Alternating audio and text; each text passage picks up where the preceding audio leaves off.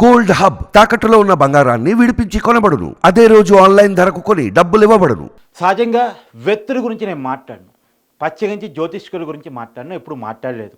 కానీ వేణుస్వామి గురించి మాట్లాడాల్సిన సందర్భం వచ్చింది కాబట్టి మాట్లాడుతున్నాను. ఏంటి ఆ సందర్భం అని చూసినప్పుడు ఏపీ రాజకీయాల గురించి వేణుస్వామి కామెంట్ చేశాడు. ప్రతి దాని విషయంలో వేణుస్వామి కామెంట్ చేస్తూ ఉంటాడు.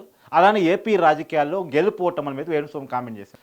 ఏపీలో వైసీపీ గెలవబోతుంది, కూటమి ఓడిపోబోతుంది, వైసీపీ మరోసారి గెలవబోతోంది, జగన్ మరోసారి సీఎం కాబోతున్నాడు అని మాట్లాడాడు. అది మాత్రమే కాదు, పిఠాపురంలో పవన్ కళ్యాణ్ ఓడిపోబోతున్నాడు, అక్కడ వంగగీత గెలవబోతుంది, పవన్ కళ్యాణ్ జన్మలో సీఎం కారంటూ మాట్లాడాడు. ఇది నేను తీవ్రంగా ఖండిస్తున్నటువంటి విషయం. ఎందుకు ఈ విషయాన్ని నేను మాట్లాడాల్సి వస్తుందంటే, వాస్తవానికి ఏపీ పోలింగ్ సరళి చూసినా, ఏపీ ప్రజల మూడు చూసినా, హైదరాబాద్ నుంచి కానీ ఇతర రాష్ట్రాల నుంచి కానీ ఈవెన్ విదేశాల నుంచి కానీ కసిగా ఏపీ ప్రజలు వచ్చి ఓటింగ్ వేయటం చూసినా, రెండోది 2019లో వైసీపీకి ఒక వేవ్ ఉంది, జగన్మోహన్ రెడ్డి పట్ల పాజిటివ్ దృక్పథం ఉంది, 151 సీటుతో 22 పార్లమెంట్ సీటుతో జగన్మోహన్ రెడ్డికి అధికారం ఇచ్చారు. ఆ రోజు కూడా లేనంతగా అంతకంటే ఎక్కువ కసిగా ఏపీ ప్రజలు పోలింగ్లో పాల్గొనటం, 82% వరకు పోలింగ్ రావటం, రెండోది ప్రత్యేకించి పిఠాపురంలో కూడా 82% పైగా ఓటింగ్ నమోదు కావటం, ఇవన్నీ దేనికి సంకేతాలుగా కనపడుతున్నాయి. ఖచ్చితంగా ఈ ప్రభుత్వం మాకొద్దు, మార్పు కావాలి అనేది కనపడుతుంది కదా. రెండోది, ఏది చెప్పినా నేను శాస్త్రీయంగా చెప్తా. నేను పిఠాపురంలో పవన్ కళ్యాణ్ గెలుస్తున్నాను అన్నాను అనుకోండి, ఎందుకు గెలుస్తున్నానో కూడా చెప్తా. ఎందుకు గెలుస్తున్నాడు అనుకుంటున్నాను అంటే, 2019లో వైసీపీకి ఒక వేవ్ ఉంది. వైసీపీకి వేవ్ ఉంటే ఆ రోజు వైసీపీ క్యాండిడేట్గా ఉన్నటువంటి వ్యక్తికి వచ్చిన ఓట్లు 83,000. ఆ రోజు టీడీపీ తరపున పోటీ చేసినటువంటి వ్యక్తికి వచ్చింది, అంటే వర్మకు వచ్చింది, ఆ రోజు టీడీపీ తరపున వర్మ పోటీ చేశాడు, 68,000. అంటే అప్పుడు జనసేన విడిగా పోటీ చేసింది, కూటమిలో లేదు. జనసేనకి 28,000 ఓట్ బ్యాంక్ వచ్చింది. ఆ రోజు జనసేన అభ్యర్థికి 28,000 ఓట్ బ్యాంక్ వచ్చింది.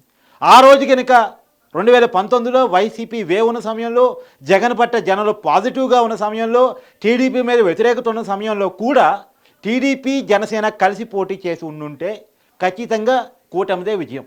2019లో కూడా ఈసారి కూటమిగా కలిశాయి టీడీపీ, జనసేన, ప్రత్యేకించి బీజేపీ కూడా కలిసింది. పవన్ కళ్యాణ్ నిలబడ్డాడు.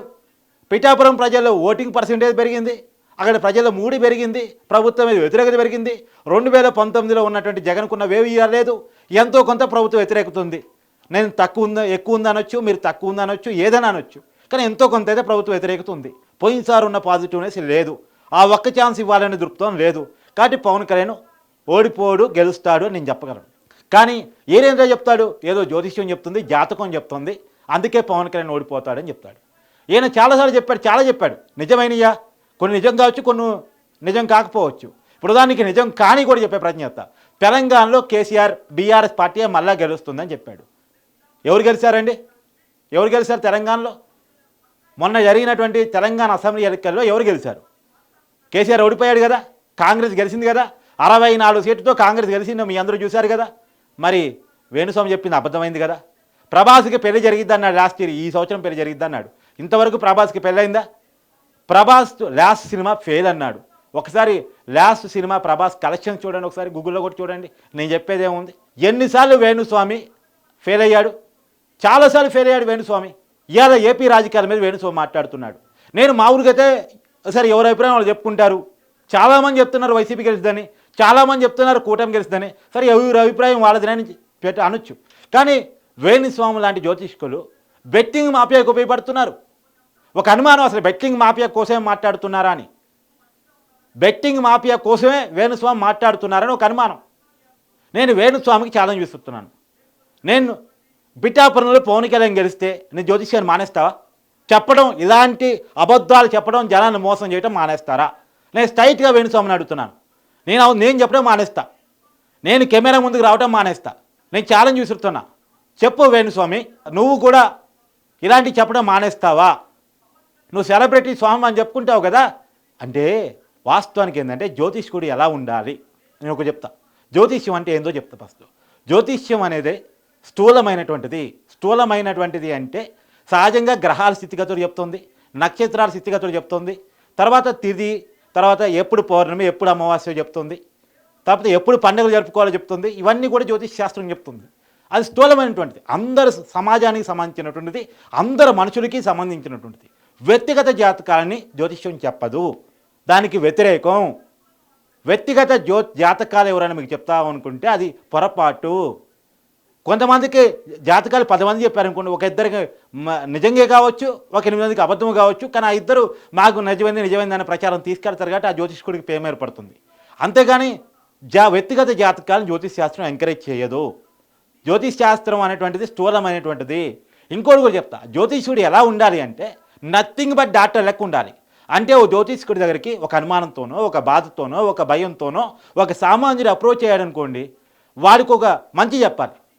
నువ్వు మంచి పని చెయ్యి, అది కూడా దేవుని ప్రార్థిస్తూ చెయ్యి.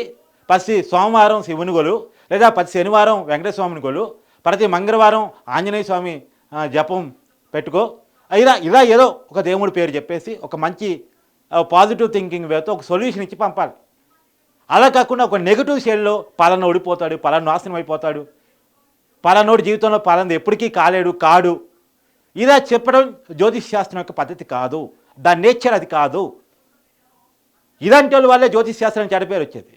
ఈ వేణుస్వామి చెప్పే మాటని చాలామంది పండితులు కూడా ఖండిస్తూ ఉంటారు. ఈయన చెప్పే పద్ధతులని, ఈయన పాటించే ఆచారాన్ని, ఈయన చెప్పే విశ్వాసాలని చాలామంది హిందూ పండితులు కూడా వ్యతిరేకిస్తూ ఉంటారు. ఇది కరెక్ట్ కాదు. నేను వేణుస్వామి ఛాలెంజ్ ఇస్తున్నాను. పిఠాపురంలో పవన్ కళ్యాణ్ గెలుస్తున్నాడు, నేను కరాఖండిగా చెప్తున్నా. పవన్ కళ్యాణ్ గెలుస్తున్నాడు, మళ్ళా చెప్తున్నాను. జూన్ 4 రిజల్ట్స్లో అది కరాఖండిగా తేలబోతుంది, మంచి మెజార్టీతో గెలవబోతున్నాడు. పవన్ కళ్యాణ్ ఓడిపోతే పిఠాపురంలో నేను కెమెరా ముందు రావటం మానేస్తాను. వేణుస్వామి మీరు జాతకం చెప్పడం మానేస్తారా? ఎందుకు అబద్ధాలు చెప్తున్నారు? ఎందుకు జనాన్ని మోసం చేస్తున్నారు? ఏం ప్రచారం చేయదలుచుకున్నారు? ఏ బెట్టింగ్ మాపేకి అవకాశం ఇవ్వదలుచుకున్నారు? వైసీపీ మైండ్ గేమ్కి మీరెందుకు ఊతం ఇస్తున్నారు? ఏ లాభాన్ని ఆలోచించి ఇస్తున్నారు? అయినా మీకు రాజకీయాలతో సంబంధం ఏంటి? మీరు హిందూ ధర్మాన్ని ప్రమోట్ చేయాలి, హిందూ విశ్వాసాన్ని ప్రమోట్ చేయాలి ఒక జ్యోతిష్కుడిగా, ఒక సనాతన ధర్మవాదిగా. కానీ మీకు రాజకీయాలతో సంబంధం ఏంటి? ఎవరు సీఎం అవుతారు, ఎవరు కారు, ఎవరు రాజకీయాల్లో గెలుస్తారు, ఎవరు ఓడిపోతారు, అవన్నీ సర్వే సంస్థలు, రాజకీయాలు మాట్లాడే వాళ్ళు, రాజకీయ విశ్లేషకులు, రాజకీయ మేధావులు, జర్నలిస్టులు, ప్రజలు వాళ్ళు చూసుకుంటారు. మీరు ఒక మార్గాన్ని ఎంచుకున్నారు, ఆ మార్గంలో మీరు ఉండండి. పైగా అన్ని విషయాల్లో మీరే ఏలు పెడతాను, ఇది కరెక్ట్ కాదు, ఇది పద్ధతి కాదు.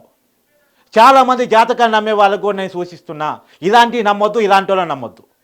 ఇవి కరెక్ట్ కాదు. మిమ్మల్ని మోసం చేయడం కోసం, మిమ్మల్ని భ్రమంలో ఉంచడం కోసం ఇలాంటివి చెప్తూ ఉంటారు. ఇలాంటి వాటిని మీరు నమ్మొద్దు. వేణుస్వామికి నేను ఛాలెంజ్ చేసి చెప్తున్నాను. రెండోది, ప్రజలారా భ్రమపడొద్దు. జూన్ 4న రాబోయేటువంటి ఎన్నికల రిజల్ట్స్లో ఖచ్చితంగా కూటమి గెలవబోతుంది. 105 స్థానాలతో గెలవబోతుందనేది నా వ్యక్తిగత అంచనా ప్రకారం 105 స్థానాలతో కూటమి గెలవబోతుంది. పిఠాపురంలో పవన్ కళ్యాణ్ గెలవబోతూ ఉన్నారు, కుప్పంలో చంద్రబాబు గెలవబోతూ ఉన్నారు, 70% మంది వైసీపీ మంత్రులు ఓడిపోబోతున్నారు. అంబటి రాంబాబు, రోజా, కొడాలి నాని కొద్దిగా అటు ఇటుగా ఉన్నాడు, గెలవచ్చు ఓడొచ్చు. గుడివాడ అమర్నాథ్ ఓడిపోబోతున్నాడు, రోజా ఓడిపోబోతుంది, అంబటి రాంబాబు ఓడిపోబోతున్నాడు. ఇది చాలా క్లియర్ కట్గా నేను ఏపీ ఎలక్షన్స్ మీద నా అంచనా అని చెప్తా ఉన్నాను. ఇది కాదు అని వేణుస్వామి చెప్పదలుచుకుంటే చెప్పమనండి. రెండోది, పిఠాపురంలో పవన్ కళ్యాణ్ గెలవబోతున్నాడు. ఎందుకు పిఠాపురాన్ని మెన్షన్ పర్టికులర్గా చేస్తున్నా అంటే, పిఠాపురం మీద వేణుస్వామి కామెంట్ చేసి ఉన్నాడు కాబట్టి ప్రత్యేకించి పిఠాపురాన్ని నేను మెన్షన్ చేస్తూ ఉన్నాను. ఎందుకంటే ఒక సెలబ్రిటీ గురించి మాట్లాడితే తను ప్రమోట్ కావచ్చన్న ఉద్దేశంతో పవన్ కళ్యాణ్ ఓడిపోతున్నాడు అని వేణుస్వామి చెప్పాడు కాబట్టి అదే సెలబ్రిటీ పేరు నేను తీసుకొని, అదే నిజవర్గాన్ని తీసుకొని నేను కరాఖండిగా వేణుస్వామికి సవాల్ విసురుతున్నాను. పిఠాపురంలో పవన్ కళ్యాణ్ గెలవబోతున్నాడు, మంచి మెజార్టీతో గెలవబోతున్నాడు. నిజంగా పవన్ కళ్యాణ్ ఓడిపోతే నా రాజకీయ అంచనా తప్పైందని, నేను ప్రజల మూడిని కనుక్కున్నందుకు ఫెయిల్ అయ్యానని ఒప్పుకొని కెమెరా ముందు రావడం మానేస్తాను. మీరు మానేస్తారా వేణుస్వామి గారు? నేను ఛాలెంజ్ విసురుతున్నాను.